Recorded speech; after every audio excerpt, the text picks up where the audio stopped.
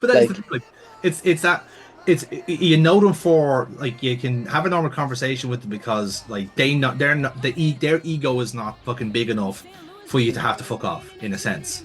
You know, there's that's what I see as something well. there's something in I can kind of see it as we're chatting. I see it with Karrion Cross and I see it with Rhea Ripley that they Mm, show them with their fans. yeah. So they're like that's what I see them doing now is they're cultivating these the pop star, Yes. the idol, the K-pop idol Yeah. of yeah, I'm literally just here for Rhea Ripley, and someone else might catch me while I'm here, and they Mm, know that. But you see, during the fan fests, they only show people doing Rhea Ripley's entrance. yeah. They only show certain aspects of certain wrestlers, whereas you look at the way Cena was going, that he was boo boo boo on the television show, Mm, and then getting standing ovations. yeah. So people saying thank you, Cena, and I was just like, that's what changed them. That's what changed them back babyface because they're like, oh no, there's still money to be made here. Yeah. The well hasn't run dry, and we can make more money. Grand, I'll go back babyface. So because They're this calling for isn't working, yeah. You we know, can see. But that's where you get people like Cena who are top tier who are like, nah, the crowd's not buying it. yeah, yeah, it's funny you And should they, say that. Like, I'll use an example then from a sport that never had that to begin with, right? Which is because I'm a Formula One fan and have been since the mid '90s, right? So I am that anorak that will tell you the difference between what does the front wing do, what does the rear wing do, why is it important that this person is slightly heavier than the other? Well, I'll tell you everything. Pull up a chair. You know, there's like, wait, you mean there's a difference between these two types of tires? Yes, there is. Pull up a chair and I'll tell you. You know, well, like one of the most influential shows ever is Drive to Survive in a lot of many ways because what it has done is has made Formula One the sexiest fucking sport possible, and it really shouldn't be in that respect. But what it has done is been able to just give that little veil of candidacy to their drivers in a sense because somebody at Formula One like very smartly. And again, the Formula One have had like various different owners over the years, and all ironically of various different layers, like different flavors of fascism over the years. But it's a rich man's sport, so that kind of comes as no surprise. So the first time that like actual venture capitalists take over the sport and go, do you know what? Let's make more money. And the first thing they do is well, they do their market analysis and they realize, okay, what's really interesting is that all these drivers are fucking children. They are all practically under the age of 30, except for two or three outliers. And let's be honest, we can make it so that like they're very marketable and funny as well. And out of a bunch, I'd say only maybe a handful of the 20 actually have a decent personality. So let's now make them the most marketable and most exciting and most interesting people in the world. Because Formula One is an inherently interesting job title to have, to be able to jump. Oh, yeah, I drive at like 200 miles per hour. You know, that's an inherently interesting thing to do. Whereas, you haven't seen me doing the crash run, but yeah, please yeah, that's continue. fair point. In fairness, I can imagine you hit the apexes quite well there. But like, but the thing is that they like in the 90s and 2000s Formula One and motorsport generally is an anorak sport in that respect. It's not really that sexy in that sense. It's all very much for like the engineers. It's always for manufacturers and stuff like that. But what Drive to Survive has successfully done is made people think that Formula One is a personality based sport. So like people now will watch Formula One and go, well, why is Daniel Ricciardo not on the grid? He's the funniest guy there. How can he not get a car? How can he not have a drive? And I can tell you as a fan, I say I'm the biggest advocate of this guy, but his years are behind his best years are behind him. That's reality. That's fact. Every sports person has their peak and their trough, and then they move on. And that's the same kind of thing where like now, like, and then sometimes they'll be able to go like, okay, now we have this thoroughly unlikable driver, um, and he has a thoroughly unlikable dad, and his team is like in dire straits. What the fuck do we do with this guy? And they do their best, and they try and like give you an emotional investment, and like this is the power of the show in a sense, where they made a 16th place finish at his home race sound like a triumph. Just for context there's 20 cars in the grids, and at this time, three of them retired. So he was second last. Like this was not an achievement, but this is how the narrative Oh yeah, wheels. So like every other sport now is going like, okay, how do we do this? So like WWE Unreal is their Drive to Survive analog. Yeah. In the same way that like golf has done one, tennis has done one, cycling is doing one, and apparently cycling one is brilliant. You know, because it's just telling you, it's just pointing a camera to this guy in fucking Lycra and saying, "Hey, he's funny. Let's showcase his personality." It wants to give you that idea of again, it's the parasocialism quality of it. I know this person. You know, I know a little bit about him in a sense. Where realistically, it's what the producers decide to show you. It's that reality TV angle to it as well. You know. Who is your favorite footballer? Top of your head. My favorite footballer. Yeah. Jesus, that's a tough one. Because again, I have the clubs that I support. Yeah. And then there's like, do you know what? I'll go with my childhood hero, which was Gianfranco Zola. Right. Because he would never play for Liverpool. He's not going to play for my local team. But one of the first kind of teams I watched when I was growing up was Chelsea, and it was such a likable team back then. And Zola was just such an anomaly of a person. He was so small and rounded and like low center of gravity. He was the Rey Mysterio of football. It was like I can't understand how his body works and how he does things. But he was technically very good player. Brilliant. Yeah. It's easy to watch, and not just because of his hair. Yeah. But he had something that most people are trying to generate now, whether rightly or wrongly, or designed or just by pure chance. Yeah. He had a look and the word, I don't like it, but aura. You wanted to watch him. And he didn't give you a reason not to. Yeah. His interviews he was always fairly, he never gave you a reason not to like him.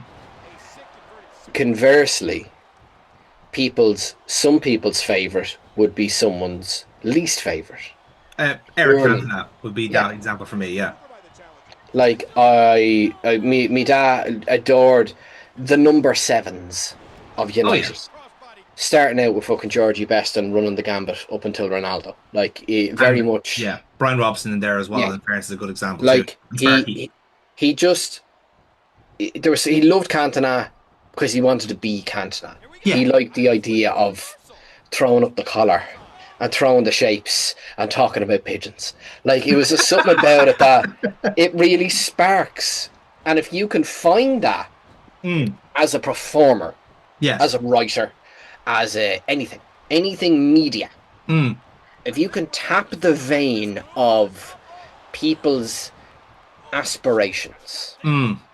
So, my favourite footballer was Ollie Solskjaer. Okay, that's fair. Yeah. Babyface assassin. There was always a story to him. Yeah.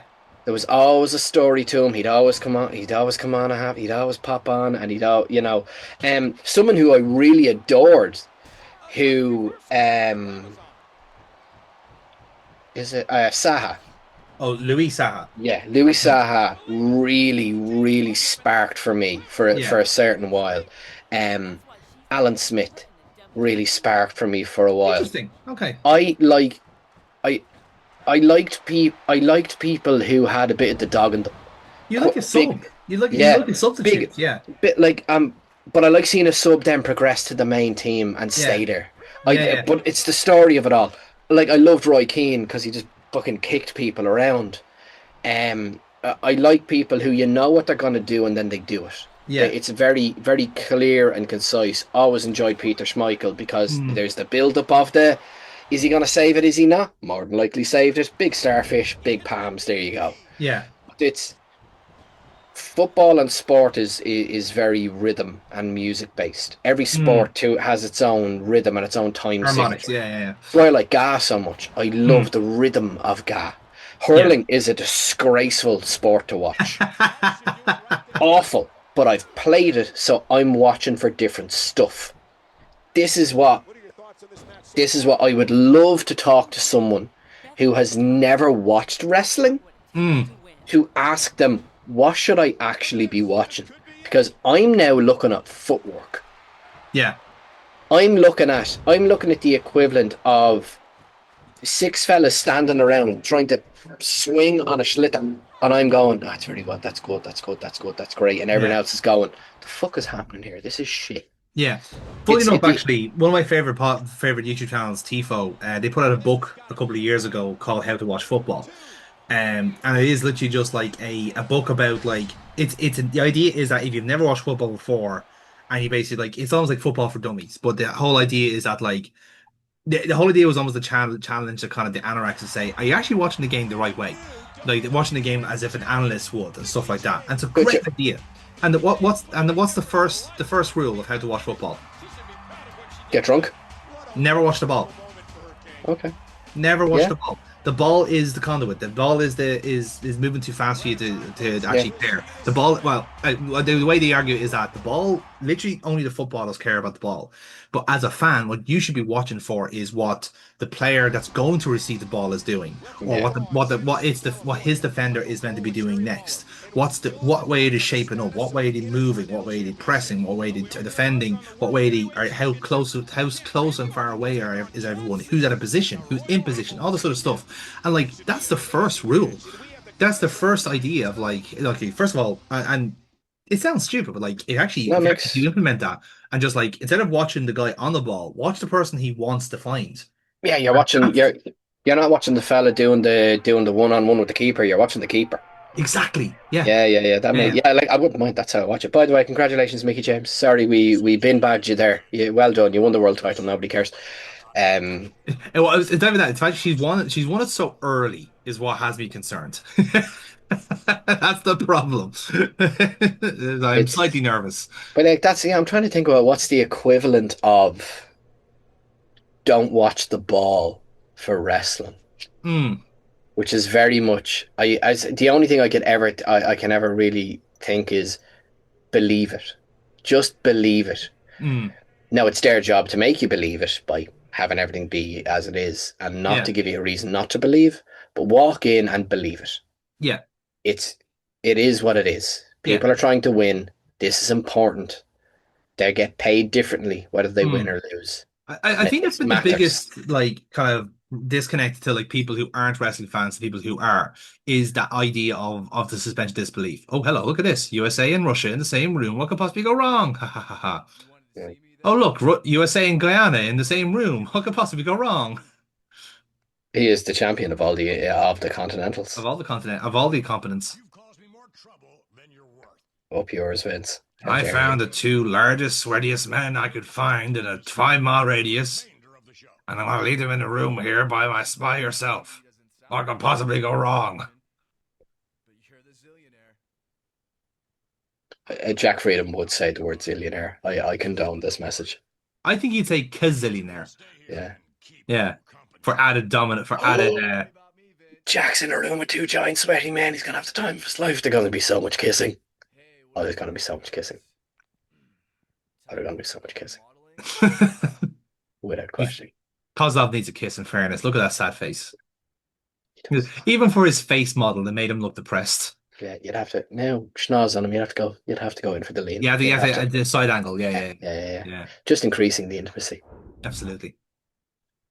But yeah, I think for that one, I think definitely that's the hardest kind of entry level into someone who could be a wrestling fan is once you walk in here, like I would say that there's such a closeness between musical theater and wrestling, and it's one of the Oh things. Jesus, yes, Whereas like the most like yes. shall we say that like the real kind of redneck kind of percentage of wrestling fan base don't want to admit it because musical theater is of course for girls and people who are not straight white men in that sense.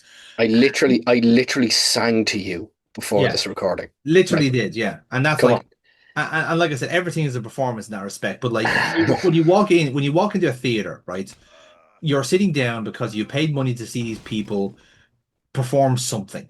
But what you're performing in a sense where like you want them to express themselves and to be able to say, everything I do up on the stage is a legitimate form of expression, right? I'm being very fucking like bigger picture here, but I'll narrow it down.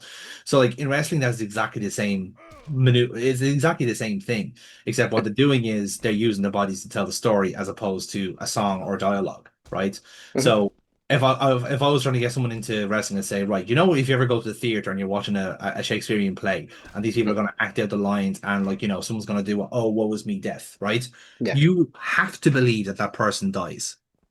yeah. That's the whole point. If you basically like, if you're watching Macbeth Nah, he's grand. and then like fucking Dunk like fucking King Duncan like take gets stabbed and you just stand up and go bullshit.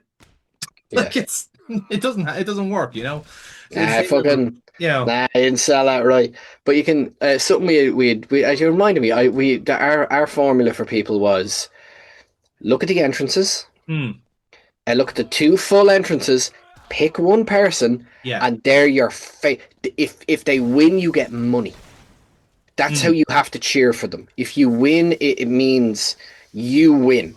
yes. It's your team. It is the Ren Fair. It is the Knights Night of it all. You cheer your champion on, Yes. and you stick with it, even to the detriment of the people who are right beside you. Because Hmm. guaranteed, the one I pick is not the one Sarah picks, and we rip into each other, and that's the joy of it. Yeah. Is to fully go for it and fully commit to it.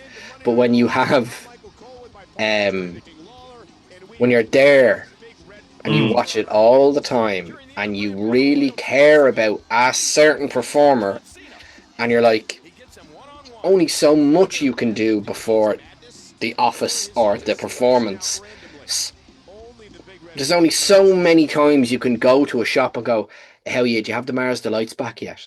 Yeah. I really like Mars Delights, can you get them back please? They were great, they were my favourite, they were my one favourite thing. Mm. And as is evident by Mr. Do Do Do Do, the gravy train must stop eventually. Exactly. Yeah. And there is no one ready to take over for Cena. Mm.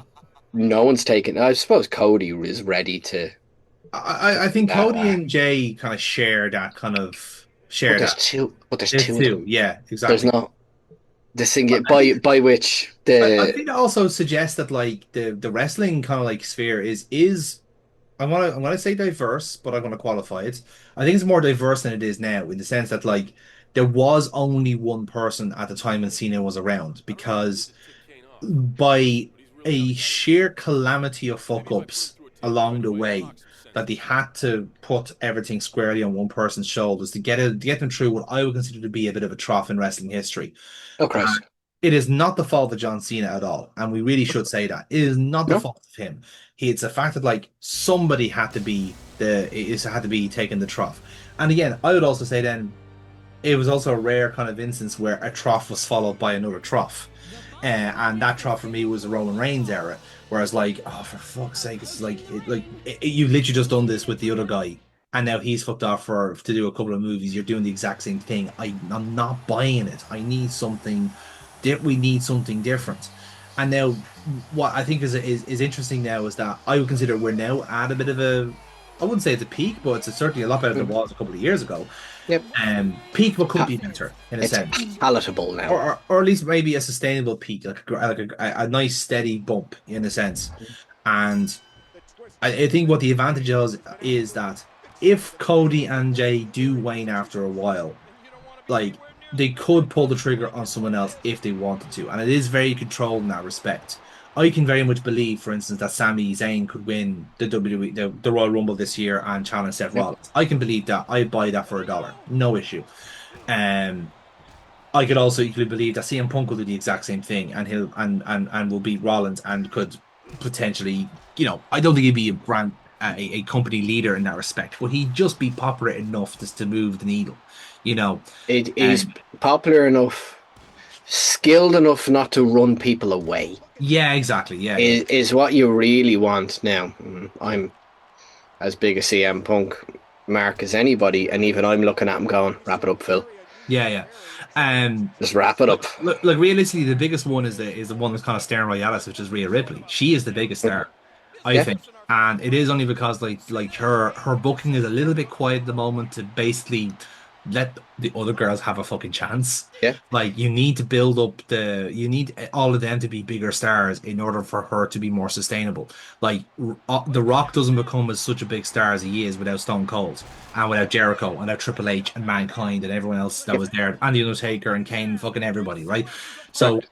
so Rhea is not going to reach superstardom without a proper nemesis. Like it can't just be Mhm. Liv Morgan all the time. It can't just be someone else. There needs to be an ecosystem around her for her to be the alpha female, if you like. Sorry, Jesse Gabriel, I know that's your gimmick, but Like, you get what I but mean. like Kyrie's like the thorn for her, Yeah, technically, which is great, and they planted that, which is brilliant. That Kyrie's got her own little kind of, Achilles heel, as it were. Yeah. she got her buzz now, and she's connecting really well with people, and it's Mm, just, but there's so much of it that I would like, I would like not to know.